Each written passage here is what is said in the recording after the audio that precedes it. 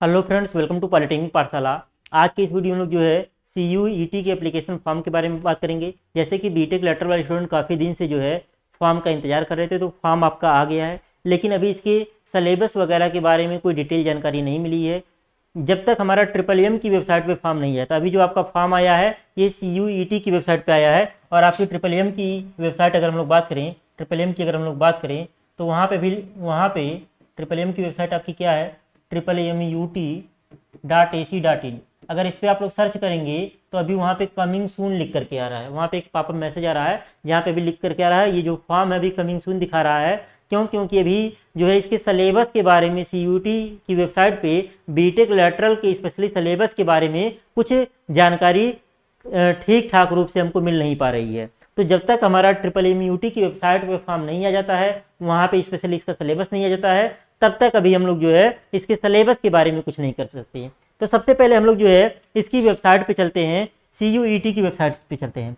CUET की website जो है, वेबसाइट का नाम है CUET.samarth.ac.in। तो यहाँ पे हमने पहले ओपन किया हुआ था, ये हमारा डेस्कटॉप मोड में है। तो CUET की वेबसाइट पे हम लोग चलते हैं। तो CUET की वेबसाइट पे अगर हम लोग चलें तो आपका वेबसाइट है CUET, इसकी वेबसाइट जो है यहाँ पे देखिए लिखा हुआ है CUET.samarth.ac.in। तो यहाँ पे अगर हम लोग चलेंगे तो यहाँ पे कई चीज़ें देखने को मिलेंगी। यहाँ पे इंफॉर्मेशन बुलेटिन है, यहाँ पे सिलेबस है, यहाँ यूनिवर्सिटीज़ है, यहाँ एप्लीकेशन गाइड है, और यहाँ पे जो है और सारी चीज़ें दी हुई हैं। तो यहाँ पे अगर हम लोग इंफॉर्मेशन बुलेटिन की बात करें, इंफॉर्मेशन बुलेटिन की बात करें तो हमने इंफॉर्मेशन बुलेटिन की बात करें तो डाउनलोड पहले किया हुआ है इंफॉर्मेशन बुलेटिन। तो यहाँ पे ये इंफॉर्मेशन बुलेटिन डाउनलोड है। तो इसको अगर हम लोग ओपन करें तो ये आपका ओपन होकर के आ गया इंफॉर्मेशन बुलेटिन। इंफॉर्मेशन बुलेटिन है, यहाँ पे देख लेते हैं कुछ चीज़ें। ये इतनी सारी यूनिवर्सिटीज़ है यहाँ पे, इसमें जो है कौन कौन सी यूनिवर्सिटीज़ पार्टिसिपेट कर रही हैं।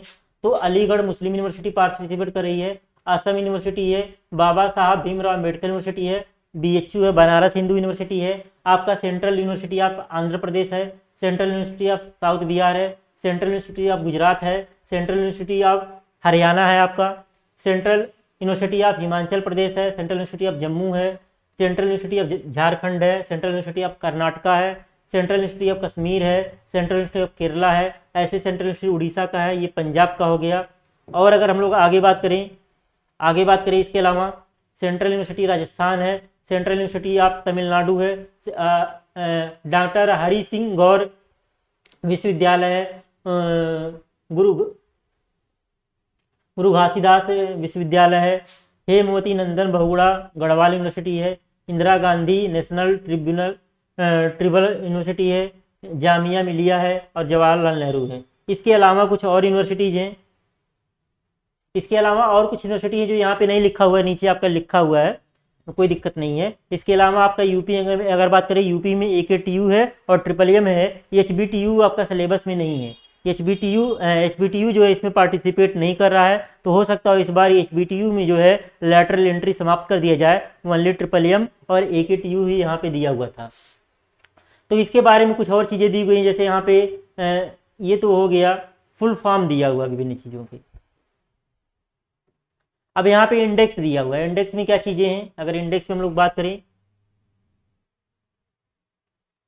इंडेक्स में अगर हम लोग बात करें यहाँ पे जो है चैप्टर 1 में आपका अबाउट NTA के बारे में दिया हुआ है, सेंट्रल यूनिवर्सिटी के बारे में दिया हुआ है, अबाउट CUET UG 2022 और रोल ऑफ NTA। इसमें जो है CUET जो एग्जाम करवा रहा है उसका NTA का इसमें रोल क्या है। अब मोड एग्जामिनेशन स्कीम के बारे में दिया हुआ है, मोड ऑफ एग्जामिनेशन कैसा होगा, choice of medium of question paper कैसा होगा, पैटर्न ऑफ एग्जामिनेशन कैसा होगा, test subjects cover under CUET UG में कौन कौन से सब्जेक्ट कवर होंगे, एग्जामिनेशन स्कीम और सिलेबस ऑफ टेस्ट का सिलेबस क्या होगा। टेस्ट का सिलेबस अगर हम लोग बात करें सिलेबस की तो पेज नंबर 18 पे दिया हुआ है, और एलिजिबिलिटी क्राइटेरिया जो है पेज नंबर 19 पे दिया हुआ है। और इसके बारे में हम लोग देखते हैं, नीचे बढ़ के थोड़ा सा देखते हैं।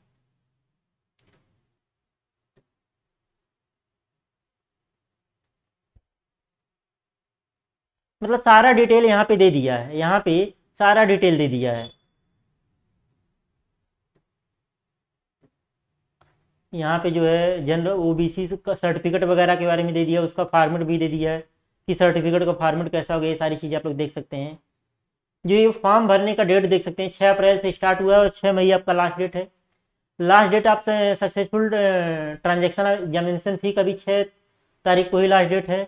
और करेक्शन जो है इसका भी डेट नहीं आया हुआ है, और जो है एडमिट कार्ड का भी डेट नहीं आया हुआ है, एग्जामिनेशन का भी डेट नहीं हुआ है। लेकिन यहाँ पे लेकर first and second week of July, लेकिन जो आपका एग्जामिनेशन होगा जुलाई के फर्स्ट और सेकंड वीक में आपका होगा। और आपका ड्यूरेशन ऑफ एग्जामिनेशन जो होगा इसमें स्लॉट 1 में 3 घंटे 15 मिनट का है 155 मिनट, और स्लॉट 2 में 3 घंटे 45 मिनट का है, 2 पेपर होगा। ये जनरली जो है यूजी कोर्स जैसे बीए बीएससी बीकॉम वगैरह वाले के लिए ये होगा, अभी डिटेल में नीचे दिया होगा।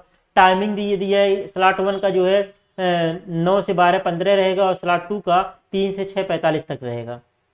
और सेंटर वगैरह भी नीचे दिया हुआ है, सेंटर वगैरह सब एडमिट कार्ड पे आपका लिखा हुआ रहेगा। और अभी आंसर की वगैरह डेट वगैरह रिजल्ट वगैरह का डेट अभी नहीं दिया हुआ है, ये भी आगे जो है बाद में अपलोड होगा।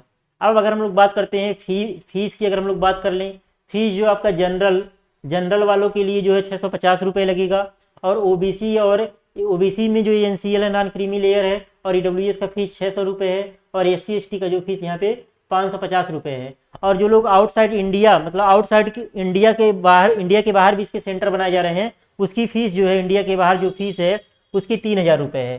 जैसे इंडिया के बाहर सेंटर इसलिए हैं क्योंकि इसमें जेएनयू आ रहा है, इसमें जो है बीएचयू आ रहा है, इसमें जामिया मिलिया आ रहा है। तो यहाँ पे क्या है, फॉरेन कंट्री के भी स्टूडेंट यूनिवर्सिटीज में पढ़ते हैं, तो वो जो फॉरेन कंट्री के स्टूडेंट हैं वो अपनी कंट्री में ही इसका इंट्रेंस एग्जाम क्या कर सकते हैं, दे सकते हैं। इंडिया आकर के एग्जाम देने की उनको जरूरत नहीं रहेगी। इस नाते फॉरेन में भी इसके सेंटर जो है बनाए गए हैं, क्योंकि ये सेंट्रल लेवल का एग्जामिनेशन है, पूरे ऑल इंडिया ओवर में ये हो रहा है, सभी यूनिवर्सिटीज में लगभग मैक्सिमम यूनिवर्सिटीज इसमें पार्टिसिपेट कर रही हैं। अब जो है इसमें लैंग्वेज की बात कर लें तो सेक्शन फर्स्ट ए में जो है 13 लैंग्वेज हैं, और सेक्शन फर्स्ट बी में जो है 20 लैंग्वेज टोटल है। और अगर हम लोग क्वेश्चन की बात कर लें, question to be attempted 40 question out of 50 in each language में 50 में 40 क्वेश्चन।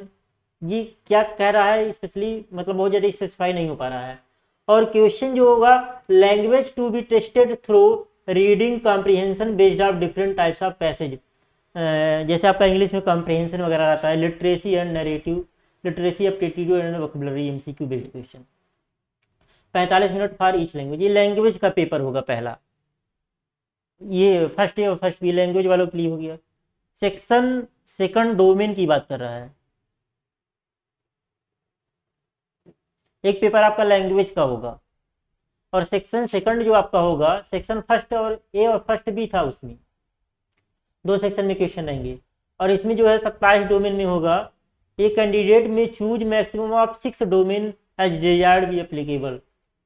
6 डोमेन का मतलब ये है, यहाँ पे 20 लैंग्वेज है, मतलब जो लोग लैंग्वेज जैसे मान लीजिए कोई हिंदी पढ़ता है, कोई इंग्लिश पढ़ता है, वो उसके लिए बीए वगैरह की बात कर रहा है। और ये भी उसमें कह रहा है कोई अलग अलग कोर्स लेता है, कोई बीएससी जैसे सेंट्रल लेवल पे हो रहा है, मान लीजिए कोई कहीं पे बीकॉम में एडमिशन लेना चाहता है, कहीं पे बीए में लेना चाहता है, कहीं पे बीएससी में लेना चाहता है, कहीं पे किसी और कोर्स में लेना चाहता है, तो टोटल 6 तरह के कोर्स वो चूज कर सकता है, उसके अकॉर्डिंग यहाँ पे एग्जाम होगा। तो इन सब में जो है टेक्निकल तो नहीं है, इन दोनों में जो है टेक्निकल नहीं है, इन दोनों में टेक्निकल नहीं है। अब बात करें सेक्शन थर्ड जो दिया है, जनरल टेस्ट दिया है, इसमें आपका आ सकता है, अभी स्पेसिफाई नहीं किया है, मालवीय की वेबसाइट पे भी आया नहीं। इसमें जो आपका लीट वाला आ सकता है, इसमें क्या है, for any such under graduate programme, किसी भी अंडर ग्रेजुएट प्रोग्राम के लिए programmes being offered by universities where general test is being used for admission, जहां जिसमें एक जनरल टेस्ट करा सकते हैं एडमिशन के लिए 60 क्वेश्चन आउट ऑफ 75, मतलब 75 में किसी 60 क्वेश्चन के मुझे लगता है आंसर देने होंगे। इसमें सिलेबस क्या है, input test can be used for MCQ based question, MCQ based question रहेगा, जिसमें जीके आपका है, करंट अफेयर्स है, जनरल मेंटल एबिलिटी है, न्यूमेरिकल एबिलिटी है, क्वांटिटेटिव रीजनिंग है, सिंपल एप्लीकेशन, इस क्वांटिटेटिव रीजनिंग में simple application of basic mathematical concept, arithmetic, algebra, geometry, mensuration, static, taught till grade और लॉजिकल एंड एनालिटिकल रीजनिंग है। तो देखिए ये जो सिलेबस ये कह रहा है कि, तो इसमें देखिए जो आपका एग्जाम हो रहा है बीटेक लेटरल का तो हो ही रहा है, तो अगर बीटेक लेटरल का ये पेपर रहेगा तो बी फार्मा लेटरल का भी ये रहेगा, और बहुत सारे कोर्सेज हैं यूजी में जिनके लिए ये कोर्स होने वाला है। तो मुझे नहीं लगता है कि इन सारे एग्जाम के लिए, टेक्निकल एग्जाम के लिए ये सिलेबस जो है सही बैठेगा। तो मेरे हिसाब से अभी जो है इसमें संशोधन करके जो है बीटेक लेटर के लिए कोई अलग से सिलेबस आना चाहिए। अगर अगर यही सिलेबस होता तो अब तक हो सकता था ट्रिपल एम की वेबसाइट पे भी ये फॉर्म जो है अपलोड कर दिया होता, वहां से भी इसका लिंक मिलता और वहां से इस सिलेबस के बारे में जिक्र करता। लेकिन वहां पे भी ट्रिपल एम की वेबसाइट पे अगर हम लोग जाएंगे तो वहां पे अभी लिख रहा है कमिंग सून, कमिंग सून लिख रहा है, यानी कि जो सिलेबस है अभी, क्योंकि वो जो है ट्रिपल एम जो है एमबीए भी एग्जाम इसी से करवा रहा है, सीयूई सीईटी से, एमसीए का भी करवा रहा है और एमएससी का भी एग्जाम इससे करवा रहा है। तो अभी जो सिलेबस इसका डिफाइन नहीं हो पा रहा अच्छे से, इस वजह से जो है वहां पे भी अपलोड नहीं किया हो। जब तक सिलेबस अच्छे से डिफाइन नहीं हो जाता तब तक वहां अपलोड नहीं करेगा। तो एग्जैक्ट हमको पता कब चलेगा, जब ट्रिपल एम की वेबसाइट पे इसका फॉर्म आ जाएगा, इसका सिलेबस आ जाएगा, तभी हम लोग कह सकते हैं कि बीटेक लीड का हमारा ये सिलेबस होगा। अभी इसके बारे में हम लोग कह नहीं सकते। अगर ये आपका सिलेबस हो जाएगा तो ये जनरल हो गया। ये जनरल का मतलब ये हो गया, बहुत सारे ऐसे बच्चे होते हैं जिनका टेक्निकल बहुत अच्छा होता है लेकिन नॉन टेक पोर्शन काफ़ी वीक होता है, तो उनके एग्जाम निकलने की पॉसिबिलिटीज काफ़ी कम हो जाएगी। और बहुत सारे ऐसे बच्चे होते हैं जिनका टेक्निकल में उतना इंटरेस्ट नहीं होता है, मतलब थोड़ा वीक होता है, लेकिन GK GS current affairs reasoning वगैरह में उनका थोड़ा ध्यान लगा रहता है। अब ये तो गवर्नमेंट जॉब की तैयारी कर रहे हैं, अगर वो लोग इसका फॉर्म भरते हैं तो उनके निकलने की पॉसिबिलिटी क्या हो जाएगी, बढ़ जाएगी, अगर ये आपका सिलेबस रहता है तो। और ये सिलेबस सारा का सारा आपको यूट्यूब पे मिल जाएगा, आपको जीके भी मिल जाएगा, आपको करंट अफेयर्स भी मिल जाएगा, आपको रीजनिंग भी मिल जाएगा, आपको अर्थमेटिक भी मिल जाएगा, पूरा का पूरा सिलेबस मिल जाएगा। तो लीड का स्पेशल कहीं पे कोचिंग करने की जरूरत नहीं पड़ेगी अगर आपका ये वाला सिलेबस रहता है तो। मुझे लगता है कि अभी आपका सिलेबस पुराना वाला ही रहना चाहिए, इसी नाते अभी ट्रिपल एम की वेबसाइट पर फॉर्म नहीं आया हुआ है। अगर सिलेबस चेंज होगा तो सिलेबस आपका यही रहेगा, ये मान के चलिए। अब यहाँ पे और कुछ चीज़ें दी हुई हैं, सिलेबस वगैरह हो गया। यहाँ पे कुछ काम की चीज़ें देख लेते हैं अगर कुछ है कि नहीं। यहाँ पे फॉर्म भरने से रिलेटेड कुछ इन्फॉर्मेशन वगैरह है। तो खैर जब हम लोग फॉर्म भरेंगे, फॉर्म भरने का भी अभी जब कंफर्म हो जाए, ट्रिपल एम की वेबसाइट पे फॉर्म आ जाए तो एक डमी फॉर्म भर के हम लोग दिखाएंगे कि किस प्रकार से हम लोग फॉर्म भरेंगे। तो अभी बहुत ज़्यादा परेशान होने की ज़रूरत नहीं है।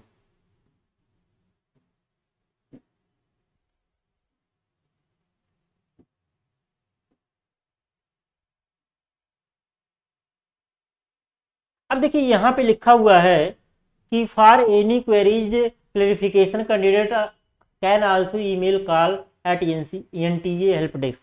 तो आप लोगों को अगर ज़्यादा इच्छा करे जानकारी के कि इसके बारे में नॉलेज कहाँ से गेन किया जाए, कहाँ से कंफर्म किया जाए कि कैसे क्या होगा, तो आप लोग चाहें तो इन नंबर पे जो है, इन नंबर मतलब ये आपका ईमेल आईडी है, तो इस पर मेल करके पूछ सकते हैं, या इसका जो है एनटीए का जो है हेल्पलाइन नंबर दिया हुआ है, इस नंबर पे कॉल करेंगे तब भी वहाँ पे कुछ ना कुछ जो है बताएंगे। अभी ट्रिपल एम पे अगर सब कुछ क्लियर होता, सिलेबस क्लियर होता, तो ट्रिपल एम की वेबसाइट पे अब तक इन्फॉर्मेशन सारा का सारा आ गया होता।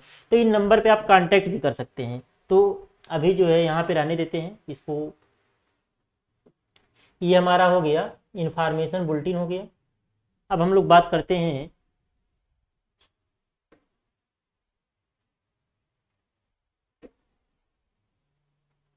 हम वेबसाइट पे जाते हैं, मेन वेबसाइट पे जाते हैं। ये तो इन्फॉर्मेशन बुलेटिन में दिया होता है, यहाँ भी सिलेबस एक जगह आपको दिया हुआ है, इसको भी चाहे तो सिलेबस को देख सकते हैं। यहाँ पे क्या दिया हुआ है सिलेबस में, इस पर अगर क्लिक करें, यहाँ पे देखिए सिलेबस में अगर हम लोग बात करें, जो सिलेबस दिया हुआ था यहाँ पे accountancy, agriculture, anthropology, art education, आपका biology, business studies, chemistry, computer science, economics, business economics, engineering graphics, ये ड्राइंग है, इसमें क्लास 2 का दिया हुआ है। Engineering graphics, entrepreneurship, environmental studies, geography, history, home science, knowledge, tradition, language, legal studies, mass media, mass communication, mathematics, physical education, physics, political science, sociology, psychology, sociology, teaching aptitude. तो यहाँ पे कहीं इंजीनियरिंग का जिक्र ही नहीं किया इसने, यहाँ पे इस सिलेबस में जो है कहीं पे इंजीनियरिंग का जिक्र ही नहीं किया। तो यहाँ पे भी हमको डाउट लग रहा है, यहाँ पे भी जो है डाउट लग रहा है थोड़ा सा। अगर हम लोग और बैक चले फिर से, तो ये सिलेबस हो गया। सिलेबस में यहाँ पे कहीं पे इंजीनियरिंग का जिक्र नहीं है। और यहाँ पे कौन कौन सी यूनिवर्सिटीज शामिल है वो यहाँ पे दिया हुआ है, इसके अंदर कौन कौन सी यूनिवर्सिटीज शामिल हैं। तो अगर हम लोग बात करें तो इसके अंदर ये सारी यूनिवर्सिटीज शामिल हैं। अगर यहाँ पे हम देखें, यहाँ पे लिस्ट दिया हुआ है, तो यहाँ पे अलीगढ़ मुस्लिम है, असम यूनिवर्सिटी है, भीमराव अम्बेडकर बनारस है। तो यहाँ पे हम लोग देख लेते हैं, ये सब सेंट्रल है, सेंट्रल से हमको भी यहाँ पे कोई मतलब नहीं है, सेंट्रल से कोई मतलब नहीं है। यहाँ नीचे आते हैं, यहाँ पे देखिए, यहाँ पे नीचे देखिए दिया हुआ है doctor APJ Abdul Kalam technical university, यानी कि AKTU वाला आपका हो गया, AKTU वाला आपका हो गया।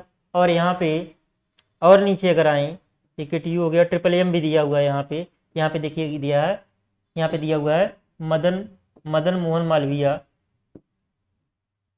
Malviya university of technology. ये सारे इंस्टीट्यूशन इसमें है, इसमें कहीं पे भी HBTU का जिक्र नहीं है। इसमें जो है HBTU आपका नहीं है, तो हो सकता हो अगर यही हाल रहेगा तो हो सकता हो इस बार जो है HBTU मतलब एडमिशन ही नहीं ले। तो 2021 वालों को हम बहुत लकी कहेंगे जिन्होंने पिछले साल जो है HBTU में एडमिशन ले लिया, क्योंकि उसके 5-6 साल पहले से भी HBTU में एडमिशन बंद था और फिर क्लोज होने जा रहा है। 2021 एक ऐसा साल था जिसमें लैटरल वालों की एंट्री हो गई। अब बात कर लेते हैं कि जो जैसे मैंने बताया कि MMM की वेबसाइट पे भी इसके बारे में कोई जिक्र नहीं है। तो अगर हम लोग MMM की वेबसाइट अगर हम लोग यहाँ पे खोलें, यहाँ पे अगर हम लोग MMM की वेबसाइट खोलें तो ये MMM की वेबसाइट हो गई। तो यहाँ पे अगर हम लोग देखें तो अभी यहाँ पे एक पॉपअप मैसेज आ रहा है, यहाँ पे खोलें तो यहाँ पे देखिए एक मैसेज आ रहा है कि ये बीटेक फर्स्ट ईयर का तो ये लोग ले रहे हैं कि इससे JEE मेन से ले रहे हैं, और यहाँ पे इतने कोर्स का BBA, B Tech lateral, B pharma lateral, MBA, MCA, MSc इतने का एग्जाम CUET 2022 के थ्रू होगा। और यहाँ पे भी कमिंग सून लिख रहा है, यहाँ पे कोई अपडेट नहीं है। यानी कि अभी जो CUET पे ये जो एप्लीकेशन फॉर्म वगैरह आया है या जो उसका सिलेबस आया है उसमें इसके बारे में, बीटेक लेटरल के बारे में या बी फार्मा लेटरल के बारे में कोई ठोस जानकारी नहीं मिल पा रही है। इसके बारे में कोई ठोस जानकारी नहीं मिल पा रही है। इस वजह से अगर CUET आपका करवाएगा तो इसका हो सकता हो कि अलग से फिर बाद में सिलेबस उसमें क्या किया जाए, इंक्लूड किया जाए। क्यों? क्योंकि यहाँ पे डिफाइन अगर होता तो यहाँ की वेबसाइट पे अब तक आ गया होता, क्योंकि फॉर्म आपका 6 तारीख को ही रात में आपका आ गया था। और इन सबका तो एग्जाम गेट के थ्रू होगा और इसका एग्जाम MET खुद करवाता है, MTech का और PhD का। जैसे MTech और PhD का एग्जाम करवाता था वैसे चाहता तो अगर इसका भी एग्जाम करवा लेता तो कोई बवाल ही नहीं रहता इतना। तो MMM का अलग से अपना एग्जाम होता है, आखिर में ये लोग अपना एप्लीकेशन फीस अलग से लेते ही हैं। जब आपका CUET का एग्जाम आ जाएगा, उसका रैंक आ जाएगा तो उसके अकॉर्डिंग MMM वाले फिर से अपना फॉर्म भरवाएंगे, फिर से एप्लीकेशन फीस, वो फॉर्म भरने का जो 2000 रुपये लेंगे सब। तो वो पैसा तो ये लोग ले ही रहे हैं, तो चाहते तो फॉर्म ही भरवा लेते, उससे अच्छा फॉर्म भर के एग्जाम करवा लेते हैं। रजिस्ट्रेशन फीस बाद में काउंसलिंग के समय आपका लगेगा। तो जैसे इसका एग्जाम करवा रहे थे इससे इसका एग्जाम चाहते तो करवा सकते थे, लेकिन पिछले साल से इन्होंने एग्जाम UPCET से लिया था, तब से इन्होंने अपना सेल्फ एग्जाम करवाना बंद कर दिया है। अभी AKTU की वेबसाइट पे भी कोई अपडेट नहीं है, UPCET की वेबसाइट पे कोई अपडेट नहीं है, UPSE की वेबसाइट पे कोई अपडेट है ही नहीं इस फॉर्म के बारे में। फॉर्म भरना आपका स्टार्ट हो गया है। अब फॉर्म भरने में देखिए वहाँ पे बीटेक लेटरल वगैरह के बारे में कहीं डिप्लोमा वगैरह का जिक्र किया है कि नहीं किया। अभी जब हम लोग डमी फॉर्म, अभी इसकी वेबसाइट पे जब आ जाएगा तो एक डमी फॉर्म भर के दिखाएंगे, तो उसके बाद ही आप लोग जो है फॉर्म भरिएगा।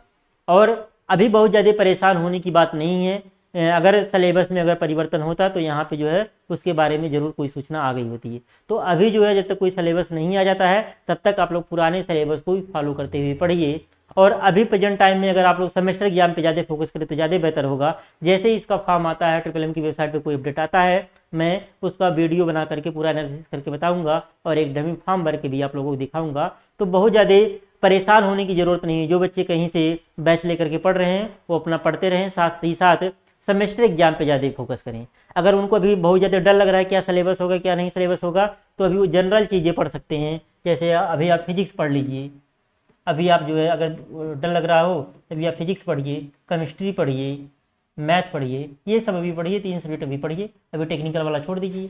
टेक्निकल में भी जो आपका थर्मोडायनेमिक्स है, थर्मोडायनेमिक्स वाला पोर्शन हो गया, सोम का स्ट्रेस एंड स्ट्रेन हो गया, सोम का स्ट्रेस एंड स्ट्रेन हो गया, मैकेनिक्स में जो भी फोर्स और मूवमेंट वाले टॉपिक हैं, ये सारे टॉपिक जो हैं आपके फिजिक्स के ही आएंगे, फिजिक्स के ही माने जाते हैं। बेसिक इलेक्ट्रिकल हो गया, बेसिक इलेक्ट्रिकल ही 10+2 फिजिक्स है। बेसिक इलेक्ट्रॉनिक्स ये भी आपका जो 10+2 फिजिक्स है, बेसिक इलेक्ट्रॉनिक्स भी 10+2 फिजिक्स है। तो ये सारी चीज़ें भी पढ़ सकते हैं। बाकी आप कोर जो टेक्निकल है, जैसे आपका ड्राइंग हो गया, आपका जो वर्कशॉप हो गया, ये सारी चीज़ें अभी के लिए चाहे तो रोक सकते हैं। क्यों कि अगर सिलेबस चेंज होता है तो उसमें से आएगा नहीं, तो अभी आप लोग जो है इन सारी चीज़ों पे फोकस कर सकते हैं। जैसे ही कोई अपडेट होगा, कोई इस समय वीडियो को देख करके कोई मेरे पास फ़ोन या मैसेज करके नहीं पूछेगा, हमने सारी चीज़ें बता दी हैं। अगर जैसे ही कोई अपडेट मिलेगा तो आपको यूट्यूब पे फिर उसका वीडियो मिल जाएगा।